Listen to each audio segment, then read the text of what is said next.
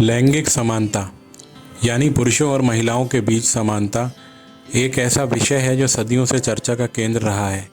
ये एक ऐसा मुद्दा है जिसने समाजों को विभाजित किया है, राजनीतिक क्रांतियां लाने में मदद की है और सामाजिक परिवर्तन को प्रेरित किया है।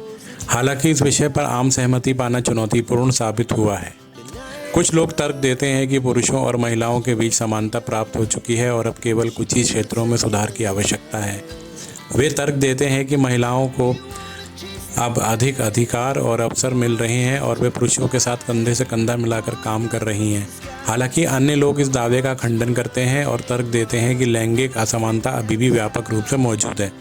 वे बताते हैं कि महिलाओं को अभी भी पुरुषों की तुलना में कम वेतन मिलता है, उन्हें प्रबंधकीय पदों तक पहुंचने में अधिक कठिनाई होती है और वे घरेलू हिंसा के शिकार होने का अधिक खतरा रखती हैं। इस विवाद के केंद्र में ये प्रश्न है, क्या लैंगिक समानता प्राप्त की जा सकती है और यदि हाँ तो इसे हम कैसे प्राप्त कर सकते हैं। कुछ लोग तर्क देते हैं कि लैंगिक समानता तभी प्राप्त हो सकती है जब हम पुरुषों और महिलाओं को समान मानते हैं और उनके बीच भेदभाव नहीं करते। वे तर्क देते हैं कि जब हम महिलाओं को पुरुषों के बराबर मानते हैं तो हम उनके अधिकारों और अवसरों का सम्मान करते हैं और उन्हें समान व्यवहार करते हैं। हालांकि अन्य लोग इस विचार का विरोध करते हैं और तर्क देते हैं कि लैंगिक समानता तभी प्राप्त हो सकती है जब हम पुरुषों और महिलाओं के बीच अंतर को स्वीकार करते हैं। वे तर्क देते हैं कि पुरुष और महिलाएं जैविक रूप से अलग हैं और उनके पास अलग अलग क्षमताएं और रुचियां हैं। वे बताते हैं कि हम इन अंतरों को स्वीकार करते हैं तो हम महिलाओं को उनके अनूठे गुणों और योगदान के मूल्य देते हैं। इस विवाद से दोनों पक्षों में कुछ सच्चाई है।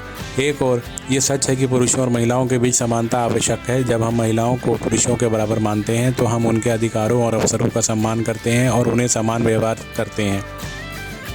इससे एक अधिक न्याय संगत और समाज के लिए समानतापूर्ण माहौल का निर्माण होता है। दूसरी ओर ये भी सच है कि पुरुषों और महिलाओं के बीच अंतर को स्वीकार करना महत्वपूर्ण है। जब हम महिलाओं को उनके अनूठे गुणों और योगदान के लिए मूल्य देते हैं तो हम उनके आत्मविश्वास और आत्मसम्मान को बढ़ावा देते हैं।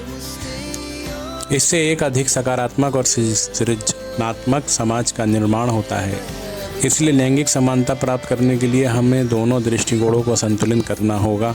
हमें पुरुषों और महिलाओं को एक समान मानना चाहिए, लेकिन उनके साथ ही उनके बीच अंतर को स्वीकार करना चाहिए। हमें महिलाओं को उनके अधिकारों और अवसरों का सम्मान करना चाहिए, लेकिन उनके ही साथ उनके अनूठे गुणों और योगदान के लिए मूल्य देना चाहिए। अंत में लैंगिक समानता एक चुनौतीपूर्ण यात्रा है, लेकिन ये एक आवश्यक यात्रा है।